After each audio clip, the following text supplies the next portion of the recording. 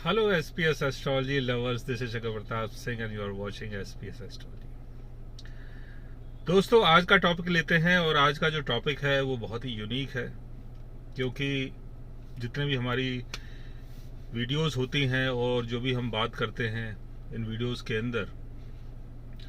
तो कहीं ना कहीं वो जो बातें हैं उनका संबंध रेमेडी से जुड़ जाता है। यानी जो भी आपकी प्लेंट्री रेमेडीज होती हैं उसका रोल बहुत बड़ा होता है हर वीडियो के साथ। अब जब हम कोई वीडियो डालते हैं तो उसके नीचे तमाम जो कमेंट्स आते हैं वो ज़्यादातर कमेंट्स ऐसे होते हैं कि जहां पर आप लोग ये जानना चाहते हैं कि अगर हमारे बर्थ चार्ट में कोई ऐसी पर्टिकुलर प्लेसमेंट बनी हुई है या जो आप बोल रहे हैं, जैसा आप बोल रहे हैं, बता रहे हैं, अगर ऐसा कोई योग हमारे बर्थ चार्ट में बन रहा है तो इसकी रेमेडी बताइए। रेमेडी के ऊपर ज्यादातर फोकस होता है, लेकिन जो रेमेडी है, मतलब जो हम रेमेडी करने जा रहे हैं, वो कैसे काम करती है उसके बारे में आज मैं आपको बताने वाला हूं। देखिए, जब भी कोई भी रेमेडी आपको बताई जाती है, चाहे वो मून की रेमेडी हो, चाहे वो सन की रेमेडी हो, वीनस की हो, सैटर्न की हो, या किसी पर्टिकुलर हाउस की हो, जो भी रेमेडी आपको बताई जा रही है, तो वो जो रेमेडी है उसके पीछे कोई ना कोई कारण है।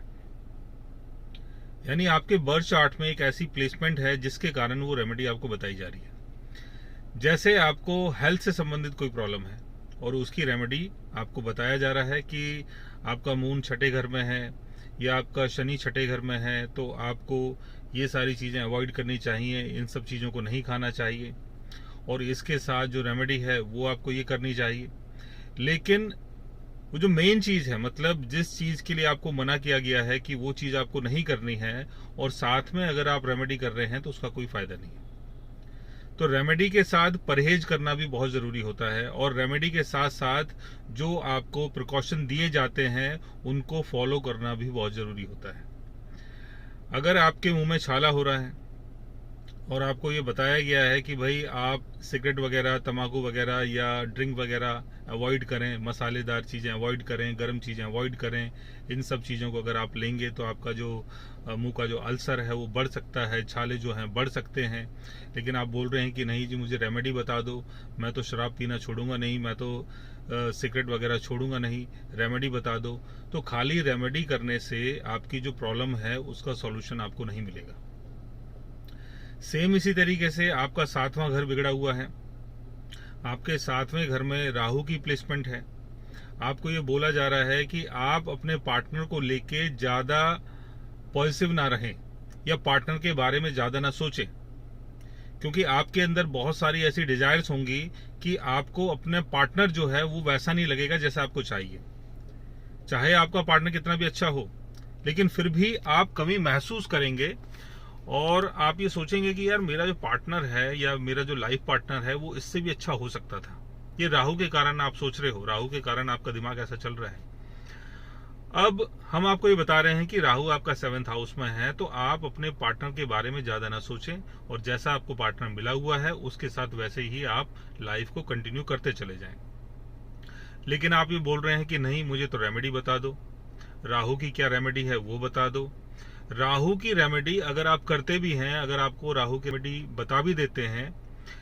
और आप अपने उस काम को बंद नहीं कर रहे हैं जो मैंने आपको बोला है या जो किसी एस्ट्रोलॉजर ने आपको बोला है कि भाई इस काम को आप मत करना, अपने पार्टनर के बारे में ज्यादा मत सोचना, क्योंकि राहु आपको बहुत ज्यादा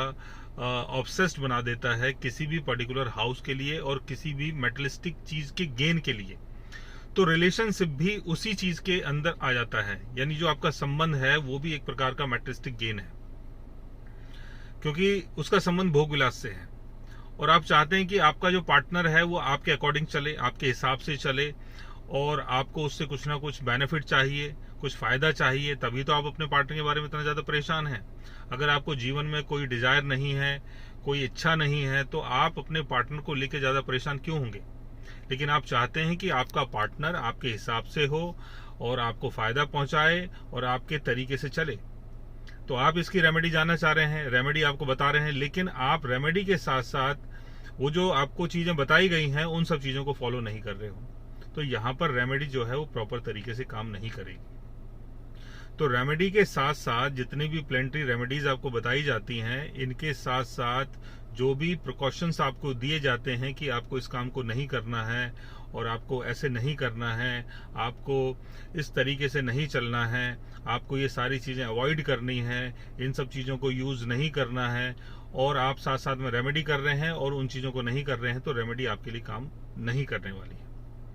तो आगे से इस चीज का ध्यान रखें कि रेमेडी के साथ साथ जो प्रिकॉशंस आपको दिए जाते हैं उनको भी प्रॉपर तरीके से आपको फॉलो करना है। अगर आप चाहते हैं कि जो आप रेमेडी कर रहे हैं उसका बेनिफिट आपको मिले, तो जो चीजें आपको बताई जाती हैं उन सब चीजों पे भी आपको ध्यान देना है। सो गाइज, आज मैंने आपको बताया कि रेमेडीज कैसे काम करती हैं। अगर आप भी जानना चाहते हैं अपने बर्थ चार्ट के बारे में या बर्थ चार्ट से जुड़ी हुई किसी चीज के बारे में, तो उसके लिए आप हमारे चैनल को सब्सक्राइब कर सकते हैं। और अगर आप हमसे बात करना चाहें, कंसल्ट करना चाहें, पर्सनली हमसे मिलना चाहें, तो आप हमारी वेबसाइट के थ्रू, हमारे ऐप के थ्रू हमसे मिल भी सकते हैं, बात भी कर सकते हैं, और गाइज आप हमसे कंसल्ट भी कर सकते हैं। So guys, take care, love you all and good bye.